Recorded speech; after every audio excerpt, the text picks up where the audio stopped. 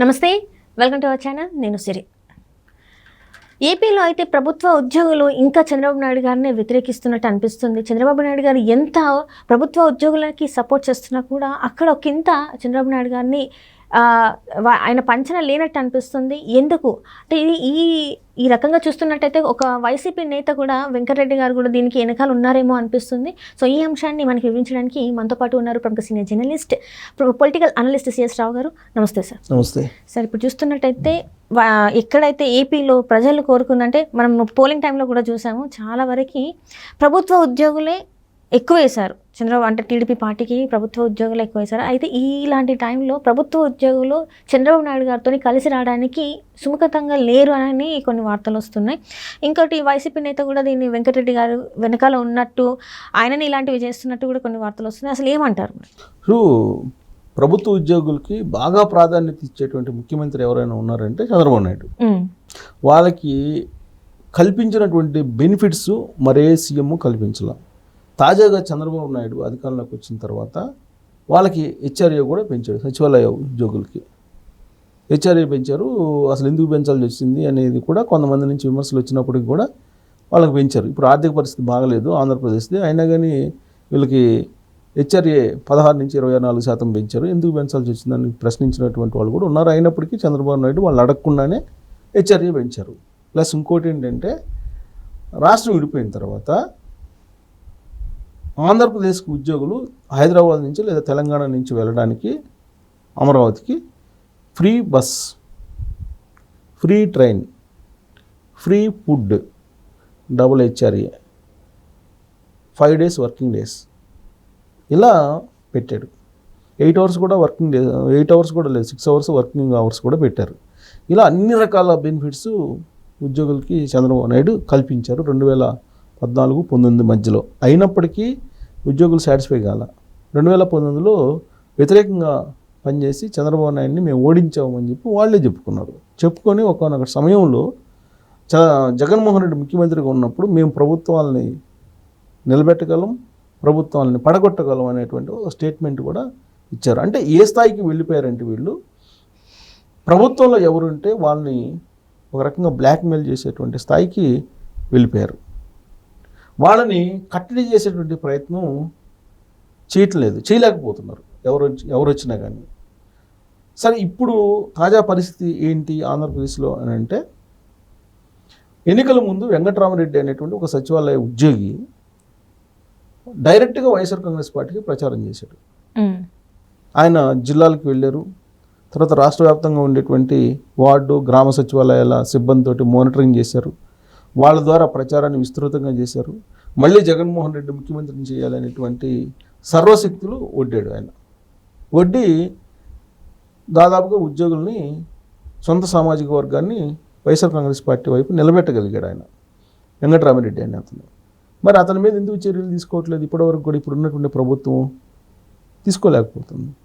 So తీసుకోలేకపోగా ఇప్పుడు ఆయన ఏం చేస్తున్నాడు? ప్రభుత్వం మారిన తర్వాత, చంద్రబాబు నాయుడు ముఖ్యమంత్రి అయిన తర్వాత ఆయా డిపార్ట్మెంట్లలో ఏవైతే ఫైల్స్ ఉన్నాయో ఆ ఫైల్స్ని పక్కదోవ పట్టించేలాగా తన సహచరులతోటి, తన పూర్వపు మిత్రులతోటి ప్రయత్నాలు చేస్తున్నాడు అనేది ఆయన మీద ఉన్నటువంటి ప్రధానమైనటువంటి ఆరోపణ ప్రస్తుతం. 2 రోజుల క్రితం ఒక డిపార్ట్మెంట్లో ఫైలు సీఎంఓ ఆఫీస్కి వస్తే, సీఎంఓ ఆఫీస్కి వచ్చినటువంటి ఫైల్ ఏంటి అనేది వైఎస్ఆర్ కాంగ్రెస్ పార్టీ నేతలకు ఆ ఫైల్కి సంబంధించినటువంటి జీవో ముందుకు రాకముందే వాళ్ళకి తెలిసిపోయింది. అంటే అక్కడ వెంకటరామరెడ్డి అండ్ బ్యాచ్ ఎవరైతే ఉన్నారో రాష్ట్ర వ్యాప్తంగా వాళ్ళు కోవర్ట్లుగా వ్యవహరిస్తున్నారు వైఎస్ఆర్ కాంగ్రెస్ పార్టీ. సహజంగా ఏంటంటే, ప్రభుత్వ ఉద్యోగులు ప్రభుత్వం ఏదుంటే ఆ వైపు ఉంటారు, ఉండాలి కూడా. ప్రభుత్వం ఏది ఏర్పడితే ఆ ప్రభుత్వానికి చిత్తశుద్ధితోటి, విశ్వసనీయతతోటి పనిచేయాలి. కానీ దానికి భిన్నంగా ఇప్పుడు వ్యవహరిస్తున్నారు. దానికి కారణం ఏంటంటే వెంకటరామరెడ్డి అనేది వినిపిస్తుంది. మరి ఆ వెంకటరామరెడ్డి మీద చర్యలు తీసుకోలేకపోతుంది ఇప్పుడు ఉన్నటువంటి ప్రభుత్వం. ఆయనేమో రిటైర్ అవుతారు, త్వరలో రిటైర్ అయ్యేటువంటి అవకాశం ఉంది. ఈలోపు ఆయన మీద చర్యలు తీసుకొని, ఆయన మీద చర్యలు తీసుకొని ఏదన్నా యాక్షన్ తీసుకుంటే కనుక ఈ ప్రభుత్వం మిగిలినటువంటి ఉద్యోగులు జాగ్రత్త పడతారు. కానీ అలా కాకుండా యూనియన్ నాయకులు అని చెప్పి చాలామంది ఏం చేస్తూ ఉన్నారంటే అసలు విధులకు హాజరు కాకుండా ఆఫీస్ బేరర్స్ అని చెప్పి ఇష్టానుసారంగా ఉద్యోగ సంఘాలను పెట్టుకొని ఉద్యోగ సంఘాలను రిజిస్టర్ చేసి వాటికి గుర్తింపు లేకపోయినప్పటికీ కూడా రిజిస్టర్డ్గా ఉండేటువంటి సంఘాలు ఆఫీస్ బేరర్స్గా ఉద్యోగాలకు వెళ్లకుండా అక్కడ విధులు నిర్వహించకుండా జీతాలు తీసుకుంటున్నారు, రాజకీయాలు చేస్తున్నారు. రాజకీయాలు చేసి లాస్ట్కి వాళ్ళు మేము ప్రభుత్వాన్ని పడగొడతాం అనేటువంటి బ్లాక్మెయిల్ చేస్తున్నారు. వాస్తవంగా ఉద్యోగుల యొక్క సంఖ్య ఎంత? వాళ్ళు ప్రభుత్వాన్ని పడగొట్టగలరా? వాళ్ళు ప్రభుత్వాన్ని నిలబెట్టగలరా? అసలు అది అబద్ధం, అది సాధ్యం కాదు. ఎందుకంటే ఉద్యోగుల పర్సంటేజీ మ్యాక్సిమం 5, వాళ్ళ కుటుంబ సభ్యులతో కూడా కలుపుకుంటే ఇంకొక 5 వేసుకున్నా 10%. 10% ఓట్ బ్యాంక్ సాలిడ్గా వేస్తుందా? పని వేయరు కదా సాలిడ్గా. ఖచ్చితంగా ఎవరి అభిప్రాయాలు వాళ్ళకు ఉంటాయి, ఎవరి ఆలోచనలు వాళ్ళకు ఉంటాయి. దాంట్లో స్ప్లిట్ అవుతాయి కదా ఓట్ బ్యాంకు. ఇప్పుడు మొన్న మేము చంద్రబాబు నాయుడు మేమే గెలిపించాం అని అంటారు. అవును, ఎందుకంటే ఎప్పుడు పడే ఓట్ల కన్నా ఈసారి 82% పైన పడింది అని చెప్పేసి అన్నారు కదా సార్. మరి ప్రభుత్వం మేమే గెలిపించాం అంటారు. అంటే మిగతా ప్రజలు ఓట్లు వేసిన వాళ్ళందరూ ఇంకా అవసరం లేదా? ప్రజలు అవసరం లేదు. ప్రజలు ఓన్లీ ఈ ఓట్లతో గెలిచారు. వీళ్ళు వేసినటువంటి పోస్టల్ బ్యాలెట్లు చాలా వరకు అసలు ఆగిపోయినాయి ఎక్కడికక్కడ. పోస్టల్ బ్యాలెట్లు చాలా అసలు కౌంటింగ్ వరకు కూడా రాలా. ఎందుకంటే ఈ మెజారిటీలు చూసిన తర్వాత పోస్టల్ బ్యాలెట్తో సంబంధం లేదు. మామూలు కౌంటింగ్ అప్పుడు ఏం చేస్తారు, ముందు ఈవీఎంలు ఆల్రెడీ మెజారిటీ ఉంటే కనుక పెద్దగా వాటిని పట్టించుకోరు, ఇది పోస్టల్ బ్యాలెట్లని. సరే ఏదైనా కానీ సరే వాళ్ళు కూడా ప్రజలతో పాటు ఓటేశారు అంతే తప్ప వాళ్ళు వేసినంత మాత్రానే చంద్రబాబు నాయుడు అధికారంలోకి రారు కదా. ఇప్పుడు ఎలా ఉందంటే మైండ్ సెట్ అంతా ఎవరికి వాళ్ళే ఓటేసిన ప్రతి వాడు నా వాళ్ళే గెలిచాడు అనుకోవటం సహజం. వేసిన ప్రతి వాళ్ళు ఏమంటారు, నేను వేసాను గెలిచాడు అనుకుంటారు. అలాగే కొంతమంది ఈ మధ్యకాలంలో టీవీ సంబంధించి కానీ లేదంటే సోషల్ మీడియాకి సంబంధించి కానీ నేను వీడియోలు చేశాను, నా వీడియోలు చూసి ఇన్ఫ్లుయెన్స్ అయ్యారు ప్రజలు, చంద్రబాబు నాయుడు గెలిపించారు. కొంతమంది ఆస్ట్రాలజర్లు చెప్తున్నారు ఇదే మాట. కొంతమంది చాలామంది ఎవరైతే డిబేట్లలో కూర్చున్నారో వాళ్ళ వల్లనే మేము వాళ్ళు గెలిచారని కూడా వాళ్ళు కూడా చెప్తున్నారు. సో వాళ్ళ లేదంటారా సార్? మరి ఇప్పుడు వాళ్ళు కొంతమంది ఏం చెప్తున్నారు, మేము చంద్రబాబు నాయుడుకి పూజలు చేసాము, ఆ పూజల వల్లే గెలిచాడని చెప్తున్నారు. ఇప్పుడు ఎవరికి వాళ్ళే మేమే చేసాము మేమే గెలిపించాం అనుకుంటున్నారు. ఇది కాదు కదా. ప్రజాస్వామ్యంలో మెజారిటీ ఎవరు ఉందో వాళ్ళు గెలుస్తారు, అది ఇంకా సహజం.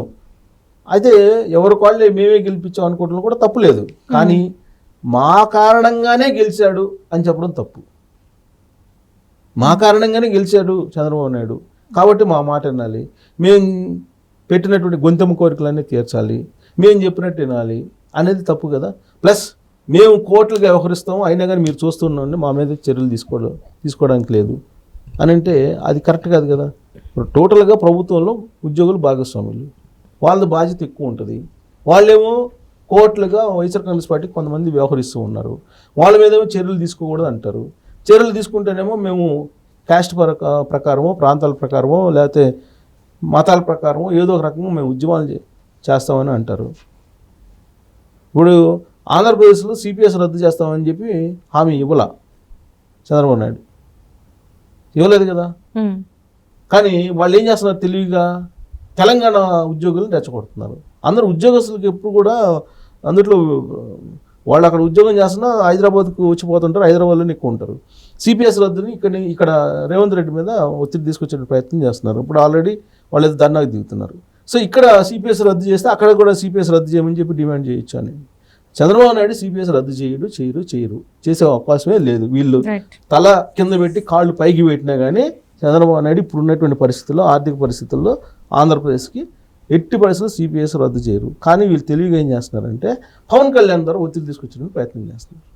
వీళ్ళు చేయాల్సింది ఏంటి, రాష్ట్రం యొక్క పరిస్థితి బాగలేదు, రాష్ట్రం అభివృద్ధి ఆగిపోయింది, దాన్ని అభివృద్ధి చేయాలి అనేటువంటి ఒక చిత్తశుద్ధి లేకుండా వీళ్ళు ఉద్యోగులు ఎప్పుడు కూడా హక్కుల కోసం పోరాడతారు తప్పితే బాధ్యతలు తీసుకోరు. వాళ్ళు నెక్స్ట్ జనరేషన్ ఎలా ఉన్నా కూడా మాకు అవసరం లేదన్నట్టుగా ఉంటారు. నెక్స్ట్ జనరేషన్కి వాళ్ళ ఇంట్లో వాళ్ళకి ఉద్యోగం ఉంటుందని నమ్మకం ఏంటి అసలు? సరే ఇప్పుడైతే ఆయన సంపాదించి పెడతాడు అనుకుందాం, కరప్షన్ చేసో ఏదో. ఇప్పుడు ఉద్యోగస్తుల్లో మెజారిటీ కరప్షనే కదా. పని ఇంత లక్షల జీతాలు తీసుకుంటున్నారు, వాళ్ళు ఏమైనా నిజాయితీగా పని చేస్తున్నారా? లేదుగా. వాళ్ళు గుండె మీద చేసుకుని చెప్పను, వీళ్ళు తీసుకెళ్ళి వాళ్ళకి తరతరాలు సరిపోయేలాగా కరప్షన్ చేసి సంపాదిస్తున్నారు ఎక్కువ మంది. అందరిని అంటం లేదు కానీ ఎక్కువ మంది. పోనీ ఆ డబ్బులు ఉంచుతారా వాళ్ళ తర్వాత జనరేషను? ఉంచరు కదా, ఉంచే అవకాశం లేదు కదా. అలాంటప్పుడు వీళ్ళు లక్షలు జీతం తీసుకుంటూ వీళ్ళు ప్రజలకు సేవ చేయడానికి కూడా వాళ్ళు ఎందుకు చేయాలనేటువంటి భావంతో ఉంటారు. అంటే మా వరకు మేము బాగుంటే చాలు అన్న ధోరణిలో ఉన్నారనుకోవాలి ఎక్కువ మంది, అందరూ అంటలా ఎక్కువ మందికి ఆ భావం ఉన్నందువల్ల వాళ్ళ ఉద్యోగస్తులు అంటే అసహించుకునే పరిస్థితి వచ్చింది ప్రజలు. ఇప్పుడు ఆయన ఎవరన్నా రైతు వెళ్ళి ఎంఆర్ఓ ఆఫీస్కి వెళ్తే అసలు కనీసం ఎంట్రీ కూడా ఉండదు, ప్లస్ ఆయన పని చేయాలంటే డబ్బులు ఇవ్వాలి. సో ఇలాంటి పరిస్థితి వాళ్ళకి ప్రమాదం. ఎప్పుడైనా ప్రజలు తిరగబడతారు, ప్రజలు తిరగబడిన రోజు ఉద్యోగస్తులు అందరూ రోడ్డును పడాల్సి వస్తుంది. సో అందుకే ప్రభుత్వాలు ఏముంటే వాటికి చిత్తశుద్ధిగా విశ్వసనీయంగా వాళ్ళు పనిచేయాలి. ఇప్పుడున్నటువంటి ప్రభుత్వంలో వాళ్ళ విధానాలు ఏంటి, వాటిని ఇంప్లిమెంట్ చేయాలి. అలా కాకుండా ఇప్పుడున్న ప్రభుత్వంలో ఉంటూ ప్రజాసొమ్ము తింటూ జగన్మోహన్ రెడ్డి తొత్తులుగా, జగన్మోహన్ రెడ్డి కోవట్లుగా వ్యవహరించడం అనేది పెద్ద నేరం. అది ప్రభుత్వ ద్రోహులు. అలాంటి వాళ్ళ మీద దేశద్రోహం కాదు, ఆ దేశద్రోహం కేసుల కింద పెట్టి అరెస్ట్ చేసిన ఇబ్బంది లేదు.